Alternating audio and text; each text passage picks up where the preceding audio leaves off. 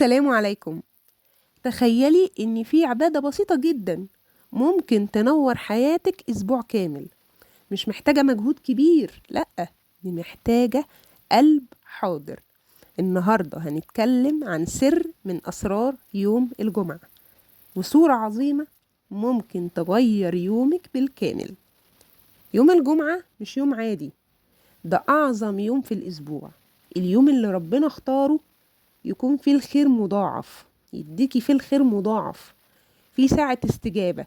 يعني لو لحظة واحدة كده انت اختليتي بنفسك ودعيتي بكل اللي في قلبك وانت على يقين ان ربنا هيستجيب لك، ربنا هيستجيب لك. عشان كده مهم جدا جدا في اليوم ده ان احنا نكتر من الصلاة على النبي صلى الله عليه وسلم. اللهم صل وسلم وزد وبارك وأنعم على خير خلق الله صلى الله عليه وسلم. تدعي بقى بكل اللي جواكي من غير ترتيب، من غير نص معين، لا، كل اللي جواكي قولي، ربنا فهمك، قربي لربنا اكتر. من اعظم بقى الاعمال يوم الجمعة ايه؟ قراءة سورة الكهف. قال رسول الله صلى الله عليه وسلم: من قرأ سورة الكهف يوم الجمعة أضاء له من النور ما بين الجمعتين. يعني ايه؟ يعني ايه نور؟ يعني ربنا هيطمن قلبك، يعني عندك راحة ونفسيتك هادية كده ومرتاحة، راحة نفسية كده، حاسة ان في هوا كده. يعني ربنا بيسهلك طريقك، تحس انها متيسرة. سورة الكهف مش بس ان احنا نقراها، لا، دي فيها رسائل كتير، فيها صبر اهل الكهف، وحكمة سيدنا موسى وسيدنا الخضر وقوة ذو القرنين. فيها رسائل اكتر من كده بكتير، كل قصة فيها درس.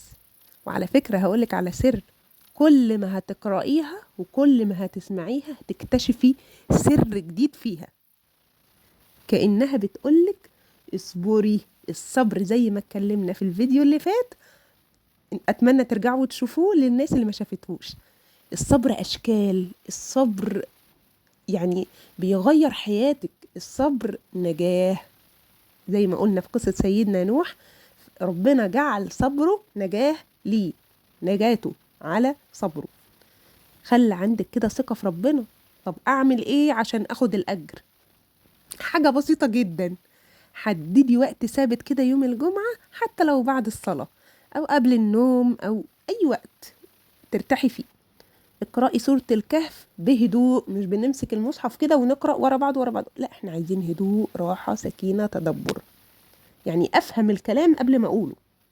مش لازم برضو تقعدي تقرأيها كلها مرة واحدة، لا، ممكن تقسميها، بعد صلاة الجمعة شوية، بعد العصر أقرأ شوية، وهكذا. في الأول هيكون الموضوع بالنسبة لك بياخد وقت، بس بعد كده هتلاقي نفسك بتقرأيها مرة واحدة. ولو مش قادرة تقرأيها، بس يستحسن برضو انك تقرأيها، تمسكي المصحف كده وتقرأيها، اسمعيها.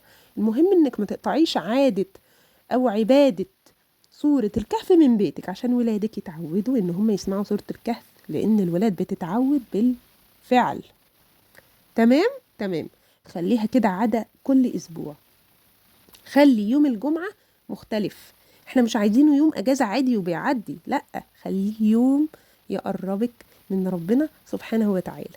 اقرأي سورة الكهف كده وادعي لنا معاكي، وصلي على النبي، وهتشوفي الفرق بنفسك.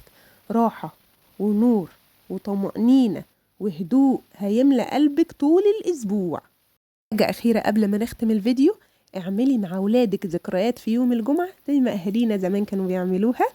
يوم الجمعة بنصحى بدري، نفطر كلنا، نتجمع على فطار واحد، كلنا ننزل نصلي الجمعة بنات وشباب، وما نرجع من صلاة الجمعة نتجمع برضو، يبقى يوم كده ترفيهي، نقعد نتكلم مع بعض، نتفرج على التلفزيون على حاجة مفيدة، ونروح نزور أهالينا وصحابنا وقرايبنا.